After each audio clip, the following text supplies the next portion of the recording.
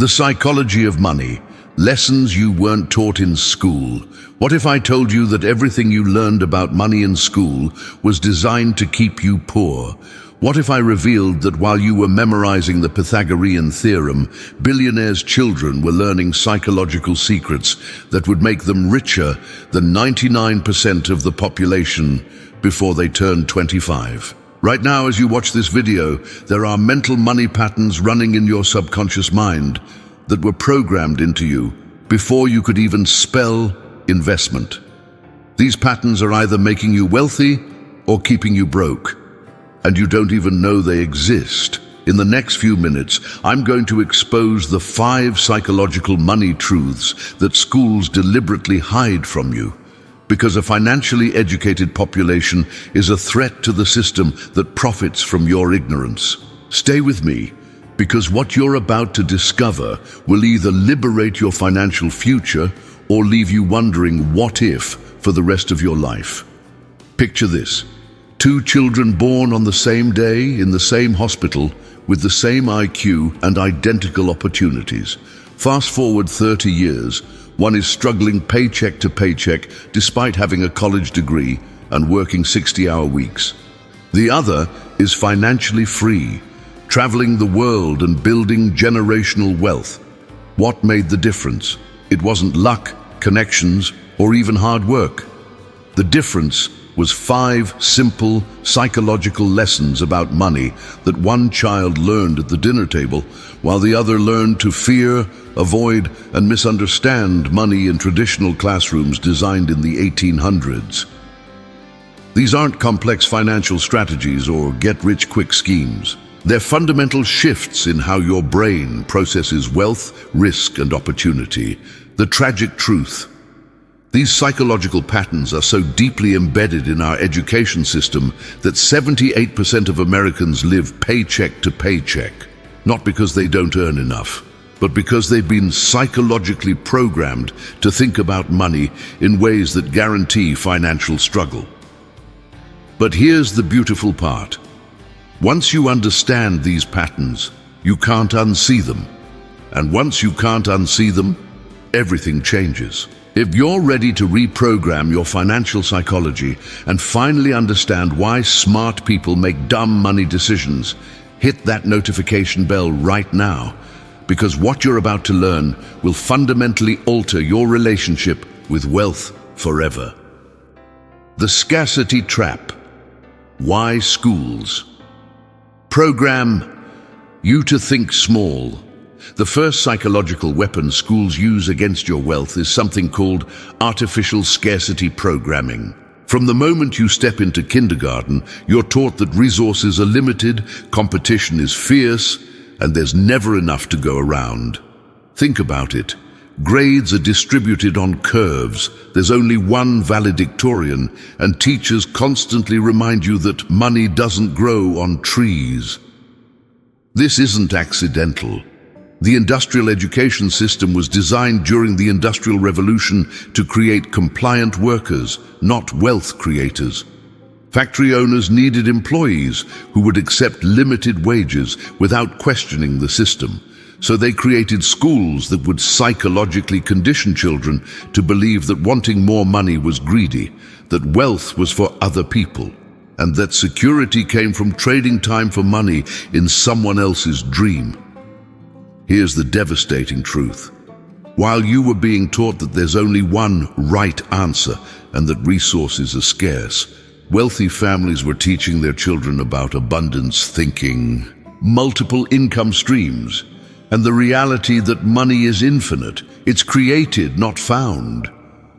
Warren Buffett's children weren't sitting in classrooms learning about job applications. They were learning about compound interest at the dinner table. The scarcity trap manifests in adulthood as the employee mindset, the psychological programming that makes you seek safety in a paycheck rather than security in assets. It's why brilliant people work for decades building other people's wealth while never building their own. It's why the phrase, "I can't afford it," rolls off your tongue easier than, "How can I afford it?" But here's where it gets interesting.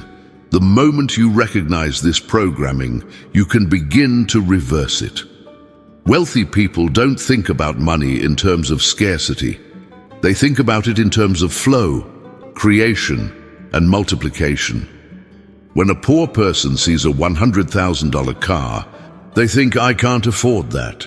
When a wealthy person sees the same car, they think, "What business could I start to make that car payment seem insignificant?" The difference isn't in their bank account, it's in their psychological programming. The first step to breaking free from the scarcity trap is understanding that wealth isn't about how much money you have. It's about how your mind processes opportunity. Schools taught you to avoid risk and seek safety.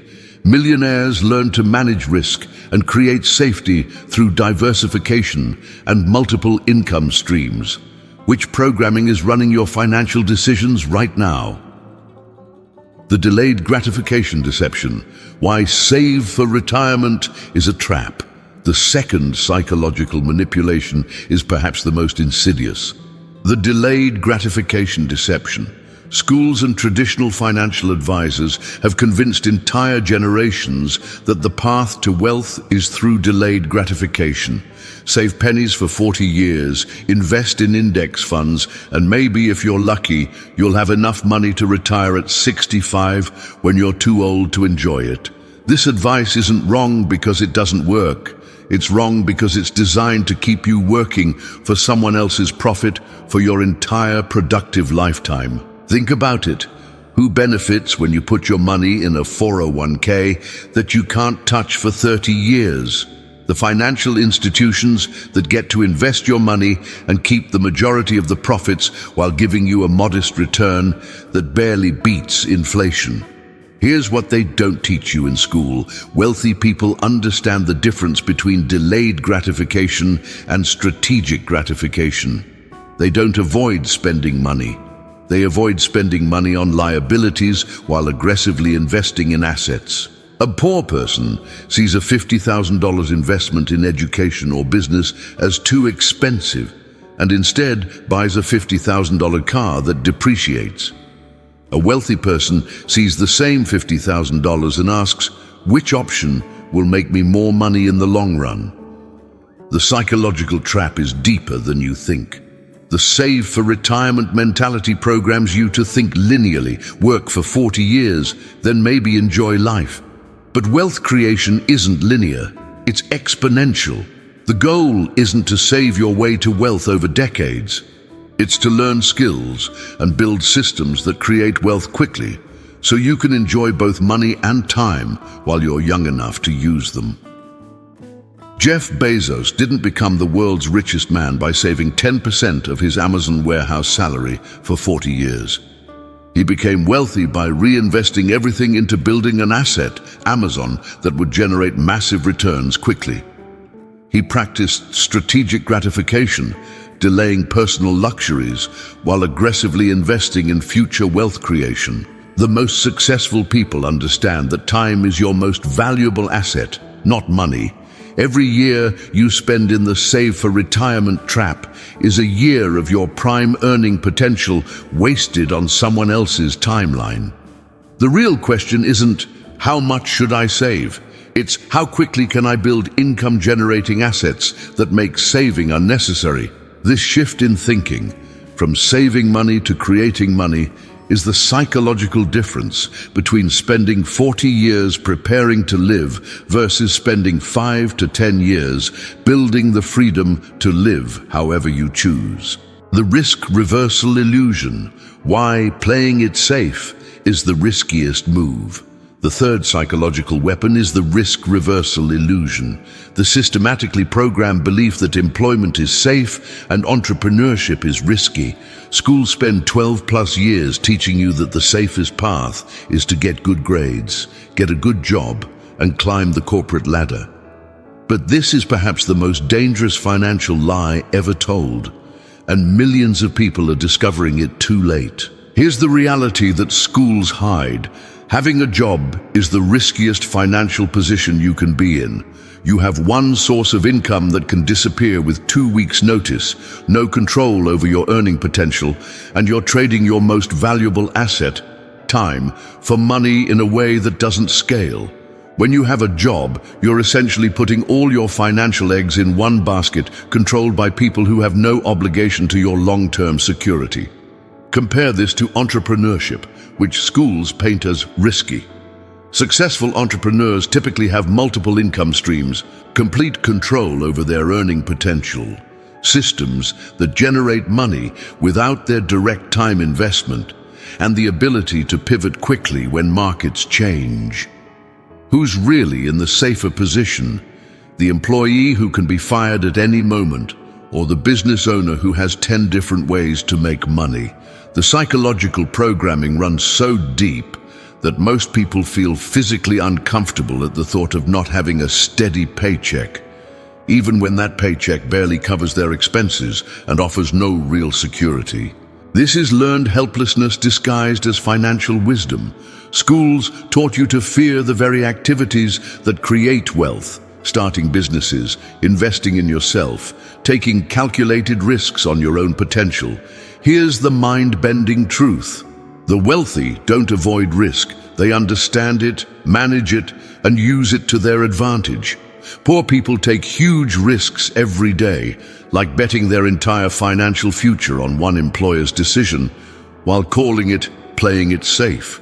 Rich people take calculated, educated risks with multiple backup plans, while everyone calls them risky. The shift happens when you realize that the biggest risk isn't starting a business that might fail. It's spending 40 years in a system designed to keep you dependent on other people's decisions about your financial worth. Every day, you don't invest in building your own wealth, generating systems. You're taking the ultimate risk, betting that someone else will take care of your financial future better than you would. Risk reversal thinking asks, what's the risk of not taking this opportunity? Instead of, what's the risk of taking it? This single shift in perspective is worth millions of dollars over a lifetime. The money emotion prison: how guilt and shame keep you poor. The fourth and most devastating psychological trap is the money emotion prison, the web of guilt, shame, and moral judgments around wealth that schools weave into your subconscious mind. From elementary school through college, you're taught that wanting money is shallow, that rich people are greedy or lucky, and that there's something noble about struggling financially. This emotional programming might be the single greatest barrier between you and wealth. Think about the phrases that were drilled into your head. Money can't buy happiness. Rich people are greedy. Money is the root of all evil. And there are more important things than money. While these statements contain partial truths, they're psychologically designed to make you feel guilty for wanting financial freedom. The result: you unconsciously sabotage your own wealth-building efforts because deep down you believe becoming wealthy would make you a bad person. Here's what they don't tell you. Money is morally neutral. It's a tool that amplifies who you already are. If you're a good person, money makes you a good person with more resources to do good. If you're selfish, money makes you selfish with more power to be selfish. The moral judgment isn't about having money. It's about what you do with it, but schools program you to reject the tool before you ever get the chance to use it positively. The wealthy understand something crucial. Money problems don't make you more spiritual, generous, or virtuous. They make you stressed, limited, and focused on survival instead of contribution. When you're worried about paying rent, you can't focus on changing the world. When you're financially free, you can dedicate your energy to what truly matters to you without the distraction of financial anxiety. The emotional prison manifests in subtle ways: feeling uncomfortable asking for raises, undercharging for your services, avoiding money conversations, or feeling guilty when you succeed financially while others struggle. These aren't moral positions. They're psychological barriers that keep you from building the wealth that would actually allow you to help more people. The breakthrough comes when you realize that becoming wealthy isn't taking money away from others. In a free market, wealth is created, not redistributed. Every successful business creates value for customers, jobs for employees, and taxes for society. The richest people in the world became wealthy by solving problems and creating value for millions of people. The most financially successful people have emotionally healthy relationships with money. They see it as energy, freedom, and opportunity rather than guilt, shame, or evil. They understand that financial success isn't about greed. It's about having the resources to live your values at the highest level possible. These 5 psychological patterns, scarcity thinking, delayed gratification, deception, risk reversal illusion, and money emotional prison, aren't accidental flaws in our education system. They're features designed to create a workforce that accepts limited financial outcomes. But now that you see these patterns, you can't unsee them. Every financial decision you make from this moment forward will be filtered through this new awareness, and that changes everything. The beautiful truth is that wealth isn't about being smarter, luckier, or more deserving than anyone else. It's about recognizing and reversing the psychological programming that keeps most people trapped in financial mediocrity. Every millionaire you admire simply learned to think about money differently than they were taught in school. They weren't born with special money genes. They acquired special money psychology. Right now, you're at a crossroads. You can go back to the old programming, trading time for money, avoiding risk, and hoping someone else will secure your financial future. Or you can embrace the psychology of wealth creation, building assets, managing calculated risks, and taking control of your financial destiny. The choice you make in the next 24 hours will determine your financial reality for the next 24 years. Remember, every day you delay implementing these psychological shifts is a day your old programming continues running your financial life. The compound effect works both ways. It can compound your wealth or compound your financial limitations. The question isn't whether you're ready to be wealthy. It's whether you're ready to think like wealthy people think. Everything else flows from that decision. Your financial transformation doesn't start with a business plan or investment strategy. It starts with reprogramming your mind. The same brain that got you to where you are financially won't get you to where you want to be. But armed with these psychological insights, you now have the mental tools to build the wealth you deserve. The only question left is, what will you do with this knowledge? If these psychological revelations shifted something inside you, if you felt that spark of recognition, that aha moment where everything clicked, do me a favor. Smash that like button right now, because it tells YouTube that this message needs to reach more people who are ready for financial transformation. And listen, if you're serious about reprogramming your money psychology and building real wealth, hit that subscribe button and ring the notification bell, because I'm sharing the advanced strategies that billionaires use to multiply money in ways schools never taught you. Drop a comment below and tell me which of these 5 psychological traps hit you the hardest. Your story might be the breakthrough someone else needs to hear. And before you go, YouTube has perfectly selected the next video that will continue this journey. It's not a coincidence that it appeared on your screen. The algorithm knows you're ready for the next level. Don't let this momentum stop here. Click that next video now, because your financial future is waiting for you to take the next step.